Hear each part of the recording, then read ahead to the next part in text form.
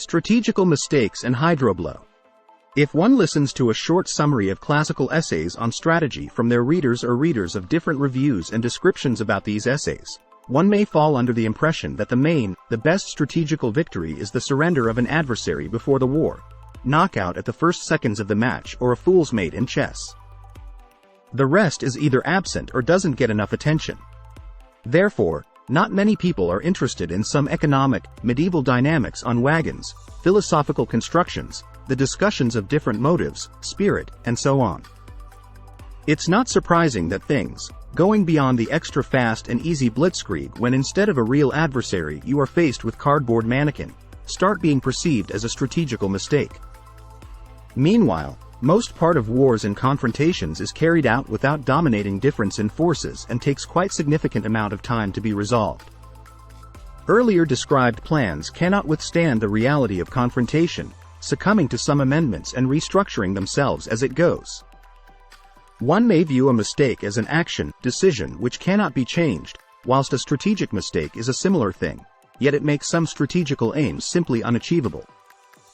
Judging by the said words and showed intentions, one may say that our aims go far beyond the frameworks of a military confrontation and the total timeframes of 5 to 7 years, the period of instability in the world, within the confrontation between Russia and the West, which is taking place above the territory of Ukraine. The key strategic aim of Russia is a transfer to a multipolar world and becoming one of its centers, which the following strategical tasks have been set for. Not allowing creation of someone else's military bases or a nuclear weapon on the territory of Ukraine in the future, complete dismantling of this republic since there can be no guarantees. Extermination of Nazism and Russophobia, complete dismantling. Provision of security, inclusion of the regions which can be integrated in the middle-term perspective, Novorossiya and ready to integrate population. Demilitarization of the Eastern Europe, the claim of December 2021. Decreasing the presence of external forces in the neighboring Russia countries. This cleansing will take place later. Becoming one of the multipolar world's poles. There will not be comprehension of the transfer to the world of pan-regions within the next 3 to 4 years. Implementation of economic development programs, severance of economic ties, decrease of dependence from the USA and the EU. It is being done gradually so there wouldn't be a hydroblow.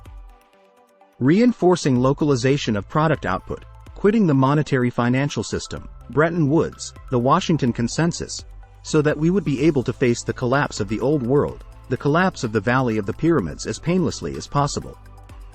Creating mutually beneficial relationships with the non-West countries, transfer to bilateral payments in native currencies. Mobilizing army, economy, elites, and the whole social sphere. Otherwise we will not be able to pass these 5 to 7 years. Chasing down and cleansing obvious compradors and the fifth column.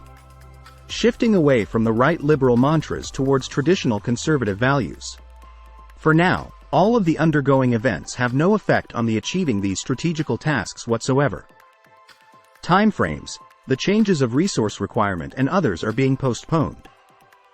But no one was promising an easy ride. Looking at this list, it's quite difficult to imagine that somebody would believe that it would be possible to negotiate with the West. If anyone wonders why the disruption in supplies and trade with the West is being implemented gradually instead of in a single stroke, one may Google the hydroblow phenomena and get the grasp of why we are gradually closing and redirecting the flows. If it is done abruptly, the whole system will blow up, blasting out all the rivets, reinforced bars, and connections. It is clear that phrasemonger experts are above this down-to-earth understanding. Everything is extremely simple in their world. And yet, the attempts of the West to restrict the oil prices would have been really painful to us if Russia were striving to preserve the trade system.